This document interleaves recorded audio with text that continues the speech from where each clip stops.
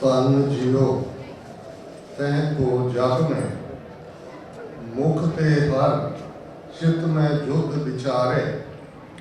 देह अनित न नित रहे, जस नाव चढ़ै भव सागर तारे। धीरज धाम बनाए यह तन, बुद्ध सो दीपक ज्यों जियारे। ज्ञाने की बढ़नी मनो हाथ ले, कातरता कुतवार बुहारे। वाहिगुरु जी का खालसा, वाहिगुरु जी की फतेह।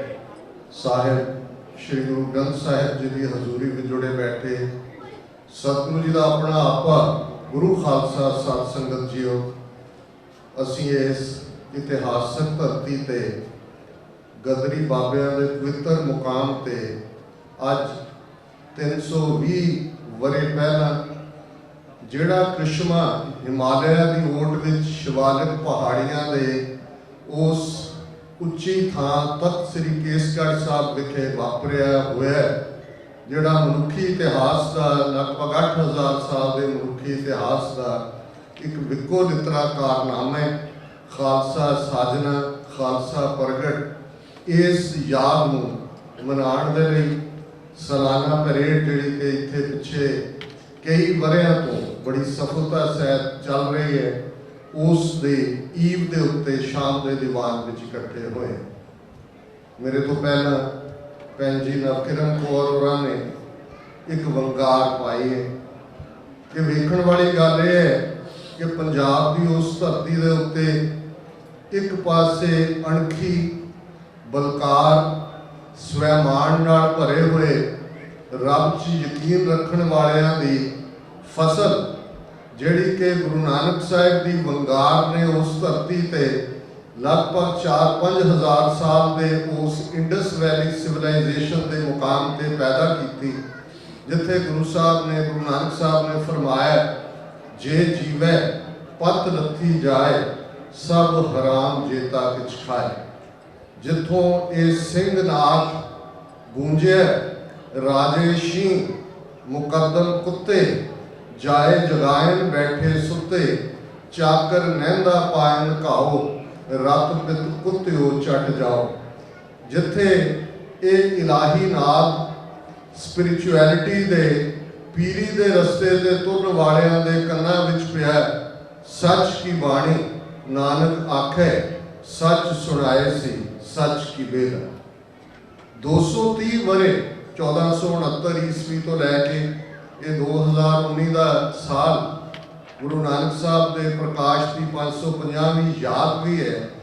230 वरे उस धरती ते गुरु साहिब ने उस मनुख नूं सिरजिया, जिसनूं तहजीब दिती, जिसनूं लैंग्वेज दिती, गुरमुखी पंजाबी दे अंदर संस्कृत के ब्राह्मणवाद के डोमीनेट पार्ट को चैलेंज किया है, जिन्हों संगत पंगत दिती, जिन्हों 4 दरवाज़ियां वाला हरमंदर कबीर जह दर आवत जाते हो, खटका नाही कोय, सो दर कैसे छोड़ी है, जो दर ऐसा होए। फिर उस हरमंदर तो 84 कदमां की विथ ते दिल्ली तख्त तो 2 फुट उच्चा तख्त अकाल ते पहला हुक्मनामा उस तख्त अकाल का वधिया जवानी, वधिया घोड़ा, वधिया शस्त्र ते उस तहजीब दे विच एनवायरनमेंट की थां भी सी। जदों असीं 7वें पातशाह गुरु हरराय साहब के जीवन वाल देखते हैं तो कीरतपुर का शहर city of gardens, city of जू, सिटी ऑफ मेडिसीनियल प्लांट्स, हार्बेरियम और इतिहासक हवाले ने कि किवें जे दारा शिको दे लई कोई दवाई तैयार करन लई हकीमां ने किसी खास वजन दियां हरड़ां सुजैसट कीतियां, भारत भर च किते नहीं मिलदियां, वो कीरतपुर साहब को जिहड़े हैं उन्होंने प्राप्त होंदियां ने। 8वें पातशाह जिन्हां ने चैलेंज किया दिल्ली च जाके, बहुत बार असी जिहड़े ह्यूमैनिटेरियन फैक्टर ने उन्होंने इग्नोर करते हैं। सानू पता है जो एपीडैमिक हुंदा है, महामारी फैलती है, लोग शहर छड्ड के दौड़ते हैं। दिल्ली के अंदर चेचक फैली हुई है, लोग दौड़ रहे हैं। गुरु हरकृष्ण साहिब आप अपने सिखां दे नाल उत्थे ना सिर्फ उन्होंने हौसला दिंदे ने, उन्हों का प्रबंध भी हुंदा है। और इस गल का ध्यान रहे ਅੱਧੀ ਦੁਨੀਆ ਈਸਾਈ ਬਣਾ ਲਈ ਇਹਨਾਂ ਨੇ ਇਹ ਕਹਿ ਕੇ ਕਿ ਜੀ ਜੀਸਸ ਨੇ ਤੁਹਾਡੇ ਸਾਰਿਆਂ ਦੇ ਪਾਪ ਆਪਣੇ ਸਿਰ ਤੇ ਲੈ ਲਏ। ਤੇ ਜੇ ਅਸੀਂ ਕਹੀਏ ਕਿ ਦਿੱਲੀ ਨਿਵਾਸੀਆਂ ਦੀ ਚੇਚਕ ਗੁਰੂ ਹਰਕ੍ਰਿਸ਼ਨ ਸਾਹਿਬ ਨੇ ਆਪਣੇ ਸਰੀਰ ਤੇ ਲੈ ਲਈ, ਤੇ ਇਸੇ ਲਈ 10ਵੇਂ ਪਾਤਸ਼ਾਹ ਦੀ ਕਲਮ ਚੱਲੀ, ਸ਼੍ਰੀ ਹਰਕ੍ਰਿਸ਼ਨ ਤੇ ਆਈਏ ਜਿਸ ਡਿਠੇ ਸਭ ਦੁੱਖ ਜਾਏ। ਤੇ ਗੁਰੂ ਤੇਗ ਬਹਾਦਰ ਸਾਹਿਬ ਜਿਨ੍ਹਾਂ ਪ੍ਰਥਾਏ ਜੇ ਮੈਂ ਇਹ ਕਹਾਂ ਕਿ ਜਦੋਂ ਕਦੇ ਯੂਨਾਈਟਿਡ ਨੇਸ਼ਨਸ ਦੇ ਵਿੱਚ ਠੀਕ ਚਿੰਤਕਾਂ ਦੀ ਬਾਡੀ ਹੋਏਗੀ ਤੇ ਉਹ ਗੁਰੂ ਤੇਗ ਬਹਾਦਰ ਸਾਹਿਬ ਨੂੰ ਪ੍ਰੋਫਿਟ ਆਫ ਹਿਊਮਨ ਕਾਈਂਡ ਤੇ ਸ਼ਹੀਦ ਮਨੁੱਖੀ ਹੱਕਾਂ ਦੇ ਐਲਾਨੇਗੀ। ਤੇ 10ਵੇਂ ਪਾਤਸ਼ਾਹ ਨੇ ਉਸ ਨੀਂਹ ਦੇ ਉੱਤੇ ਜਿਹੜੀ ਨੀਂਹ ਗੁਰੂ ਨਾਨਕ ਸਾਹਿਬ ਨੇ ਅਬਚਲ ਨੀਂਹ ਧਰੀ, ਗੁਰੂ ਨਾਨਕ ਨਿਤ ਨਿਤ ਚੜ੍ਹੇ ਸਵਾਈ, ਜਿਹਨੂੰ ਭਾਈ ਸੱਤੇ ਤੇ ਬਲਵੰਡ ਨੇ ਫਰਮਾਇਆ ਸੀ, ਨਾਨਕ ਰਾਜ ਚਲਾਇਆ ਸੱਚ ਕੋਟ ਸਤਾਣੀ ਨੀਂਹ ਦੇ। ਸੱਚ ਦਾ ਕਿਲਾ ਜਿਸ ਦੀ ਨੀਂਹ ਬੜੀ ਪੁਖਤ ਹੈ। ਤੇ ਫਿਰ ਉਹ ਮਨੁੱਖ 230 ਵਰਿਆਂ ਬਾਅਦ ਪੰਜ ਪਿਆਰਿਆਂ ਦੇ ਰੂਪ 'ਚ 80,000 ਦੇ ਇਕੱਠ 'ਚੋਂ ਉਹ ਰੋਲ ਮਾਡਲ ਇਨਸਾਨ ਜਿਹਦੇ ਸਾਹਮਣੇ ਕ੍ਰਾਈਟੇਰੀਆ ਗੁਰੂ ਨਾਨਕ ਸਾਹਿਬ ਨੇ ਰੱਖਿਆ ਸੀ। ਜਦੋਂ ਅਸੀਂ ਸ਼ਲੋਕ ਵਾਰਾਂ ਤੇ ਵਧੇਕ ਪੜ੍ਹਦੇ ਹਾਂ, ਗੁਰੂ ਨਾਨਕ ਸਾਹਿਬ ਦਾ ਸ਼ਲੋਕ ਹੈ, ਜੋ ਤੋ ਪ੍ਰੇਮ ਖੇਲਨ ਕਾ ਚਾਓ, ਸਿਰ ਧਰ ਤਲੀ ਗਲੀ ਮੇਰੀ ਆਓ, ਇਤ ਮਾਰਗ ਪੈਰ ਧਰੀਜੈ, ਸਿਰ ਦੀਜੈ ਕਾਣ ਨਾ ਕੀਜੈ। ਤੇ ਇਹੀ ਪਿਆਰ ਦੇ ਪਾਂਧੀਆਂ ਦੀ ਪਰਖ 10ਵੇਂ ਪਾਤਸ਼ਾਹ ਨੇ ਕਰਕੇ ਉਹ ਮਨੁੱਖ ਮੁਕੰਮਲ ਪੰਜ ਕਕਾਰੀ ਰੂਪ ਦੇ ਵਿੱਚ ਜਿਹੜਾ ਪਰਮਾਤਮ ਕੀ ਮੌਜ ਖਾਲਸਾ ਪ੍ਰਗਟ ਹੁੰਦਾ ਹੈ। ਕਿਉਂਕਿ ਪਰਮਾਤਮਾ ਨੇ ਆਪਣਾ ਰੋਲ ਜਿਹੜਾ ਦੁਨੀਆ ਦੇ ਅੰਦਰ, ਜਦੋਂ ਅਸੀਂ ਰੱਬ ਦੇ ਬਿਰਧ ਦੀ ਗੱਲ ਕਰਦੇ ਹਾਂ, ਅਸੀਂ ਉਸ ਨੂੰ ਅਦਲ ਦੇਣ ਵਾਲਾ, ਨਿਆਂ ਦੇਣ ਵਾਲਾ ਕਹਿੰਦੇ ਹਾਂ। ਤੇ ਇੱਥੇ ਖਾਲਸੇ ਦੇ ਜ਼ਿੰਮੇ ਅਦਲ ਹੈ, ਰੱਬ ਗਰੀਬ ਨਵਾਜ਼ ਹੈ। ਇੱਥੇ ਖਾਲਸੇ ਦੇ ਜ਼ਿੰਮੇ ਕੰਮ ਹੈ, ਖਾਲਸਾ ਸੋਏ ਜੋ ਨਿਰਧਨ ਕੋ ਪਾਲੇ, ਖਾਲਸਾ ਸੋਏ ਜੋ ਦੁਸ਼ਟ ਕੋ ਗਾਲੇ।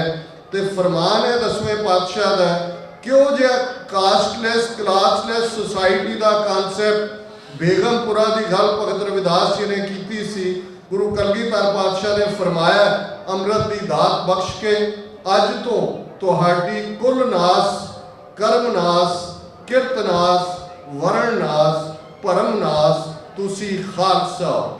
ਤੇ ਇਹ ਕ੍ਰਿਸ਼ਮਾ ਇਸ ਖਾਲਸੇ ਦਾ ਕਿ ਇਹਨਾਂ 320 ਵਰਿਆਂ ਦੇ ਵਿੱਚ 4 ਪਾਵਰਫੁਲ ਪਾਤਸ਼ਾਹੀਆਂ, ਉਹ ਮੁਗਲ ਸਾਮਰਾਜ ਹੋਏ, ਉਹ ਦਰਾ ਖੈਬਰ ਪਾਰ ਦੇ ਧਾੜਵੀ ਹੋਣ, ਉਹ ਬ੍ਰਿਟਿਸ਼ ਸਾਮਰਾਜਵਾਦੀ ਹੋਣ, ਜਾਂ ਅੱਜ ਦੇ ਹਿੰਦੂਤਵੀ ਹਾਕਮ ਹੋਣ, ਉਹਨਾਂ ਦਾ ਢਿੱਲ ਲੱਗਾ, ਜ਼ੋਰ ਲੱਗਾ, ਉਹਨਾਂ ਦੇ ਆਰਡਰ, ਫਰਮਾਨ, ਪ੍ਰੋਕਲੇਮੇਸ਼ਨ, ਫੌਜਾਂ, ਟੈਂਕ ਕਿ ਇਸ ਸੱਚ ਹੱਕ ਇਨਸਾਫ ਦੀ ਆਵਾਜ਼ ਨੂੰ ਦਬਾ ਦੇਣਾ।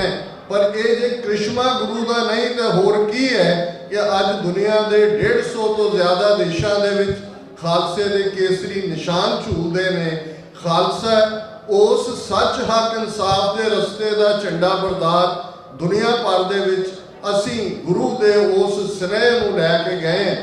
ਤੇ ਗੱਲ ਮੁਕੰਮਲ ਨਹੀਂ ਹੋਏਗੀ ਜੇ ਅਜੋਕੀ ਦਸ਼ਾ ਵੱਲ ਧਿਆਨ ਸਾਡਾ ਨਾ ਜਾਏ। ਅੱਜ 13 ਅਪ੍ਰੈਲ ਦਾ ਦਿਨ ਹੈ।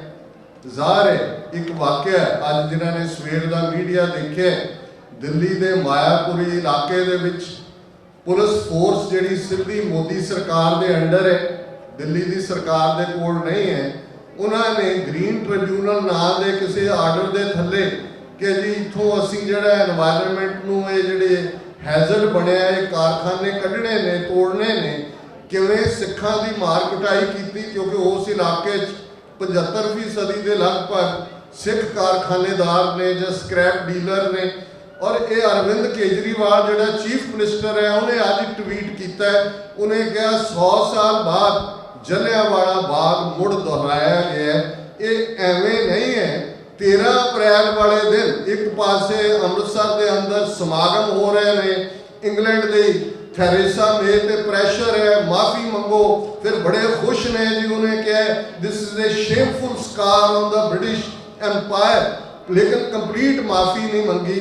ਅਸੀਂ ਦੇਖ ਰਹੇ ਕਿ ਜਿੱਥੇ ਉਸੇ ਹੀ ਜਲਿਆਂਵਾਲੇ ਬਾਗ ਤੋਂ ਕੁਝ ਕਦਮਾਂ ਦੀ ਵਿੱਥ ਤੇ ਜਿੱਥੇ ਪਹਿਲਾ ਹਫ਼ਤਾ ਜੂਨ 84 ਦਾ ਉਹ ਕਹਿਰ ਘੱਲੂਕਾਰੇ ਦੇ ਰੂਪ 'ਚ ਟੈਂਕਾਂ ਤੋਪਾਂ ਦਾ ਹਮਲਾ, ਹਜ਼ਾਰਾਂ ਬੇਗੁਨਾਹ ਸਿੱਖਾਂ ਦਾ ਮਾਰਿਆ ਜਾਣਾ, किस हद तक जाके मिट्टी का तेल पा के अमृतसर के कूड़ा ढोण वाले ट्रकों के विच उन्हां लाशां नूं लद के जलियांवाले बाग की गल करिए, डायर नूं डिमोट कर दिता सी अंग्रेज़ां ने, हंटर कमीशन बनया सी, इन्वेस्टिगेशन हुई सी, हज़ारां रुपए कंपनसेशन दिता गया सी, उन्हां दीयां डैड बॉडीज़ उन्हां दे वारसां दे हवाले कीतियां गईयां सी, ते ईवन बाई लिबरल अकाउंट 600 तो ज़्यादा मौतां नहीं सन हुई, पर 100 साल बाद भी उस नूं याद करवाया जा रहा है, इंग्लैंड तो मुआफ़ी मंगवाई जा रही है कि साडी होंद इन्नी भी नहीं, ਜਾਂ ਅੱਜ 34-35 ਸਾਲ ਬੀਤਣ ਬਾਅਦ ਸਾਨੂੰ ਇਹ ਭੁੱਲ ਗਏ।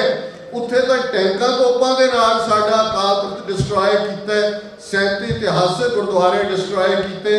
ਆ ਪਿਛਲੇ ਦਿਨਾਂ 'ਚ ਦੇਖੋ ਗੁਰਦੁਆਰਾ ਪੱਥਰ ਸਾਹਿਬ ਲੇਹ ਦੇ ਵਿੱਚ ਜਿਹੜਾ ਹਿਸਟੋਰੀਕਲ ਗੁਰਦੁਆਰਾ ਹੈ, ਡਾਇਰੈਕਟਲੀ ਆਰਮੀ ਦੇ ਕੰਟਰੋਲ 'ਚ ਹੈ, ਉਸ ਦੇ ਵਿੱਚ ਸਭ ਕੁਝ ਬਦਲ ਦਿੱਤਾ ਗਿਆ ਹੈ। ਉੱਥੇ ਹਿੰਦੂ ਸਰਬ ਧਰਮ सम्मेलन वांग उत्थे उन्होंने बना दिता गया। उस तो पहला असी देखते गुरुद्वारा डोंगमौर सिक्किम दे विच किवें वो भी भारतीय फौज के कब्जे थले सी, उन्होंने बुद्धिस्ट मॉनेस्ट्री बना दिता गया। गुरुद्वारा ज्ञान गोदड़ी गंगा के कंढे जिथे गुरु नानक साहब ने ब्राह्मणवाद को चैलेंज किया, उन्होंने एलिमिनेट करके उत्थे स्काउट्स का दफ्तर बनाया हुआ है। ये सब कुछ साढ़े सामने, इसके बावजूद और पिछले 3-4 साल सैकड़ियां घटनावां गुरु ग्रंथ साहब की बेअदबी दियां, जोरा कमीशन तो लैके ते ये ताज़ा कमिशनां तक, सिट तक की चल रहा है, तुसीं खबरां देख रहे हो किवें एजेंसियां एक तो बाद एक धिर नूं उभारदियां ने। वो बादल राणा होए, वो अमरिंदर होए, वो दूसरियां धिरां होण, लै दे के इस वेले चैलेंज साडे सामने है कि गुरुआं दी धरती पंजाब दे उत्ते एक पासे अणख वाले गैरत वाले वो लखां सिंह सिंघड़ियां ने, जिन्हां ने पिछले 4 दहाकियां दे विच अपने शरीरां दे ठीकरे दिल्ली साम्राज दे सिर ते भन्ने ताकि कौम दा आउण वाला कल शान मता होए, मान मता होए। ते जे 20वीं सदी दे महान सिख संत जरनैल सिंह जी खालसा पिंडरांवालियां दे लफज मैं दोहरावां कि जे अणख नाल जिउणे तो लड़ना पवेगा, ये गल बड़ी स्पष्ट है। ज़ाहिर है लड़ाई जिस भी फील्ड दे विच कोई भी आपको अपनी एबिलिटी दे नाल करना है, ये मस्ट है। पर एक गल समझ आ जानी चाहिए है कि जदों तक दरियाए जमुना तो वाघा तक इंडिपेंडेंट सॉवरन नेशन खालिस्तान असी लिबरेट नहीं करवा लेंदे, सिखां दा कोई मसला हल नहीं होना। ये गल सानू अज समझ आए, होर खवारी तो बाद आए। और इस गल नूं देखिए जे कश्मीर के अंदर इहदे बावजूद 7 लाख फौज है, पर फिजा दे विच लफज है आज़ादी आज़ादी आज़ादी। उन्होंने बच्चे बच्चियां, तालिबे इलम, उन्होंने इंटैलैक्चुअल, उन्होंने ब्यूरोक्रेट सब आज़ादी वाल तुरे हुए ने। तो फिर खालसा जी असी उस गुरु के विरसे के वारिस हैं।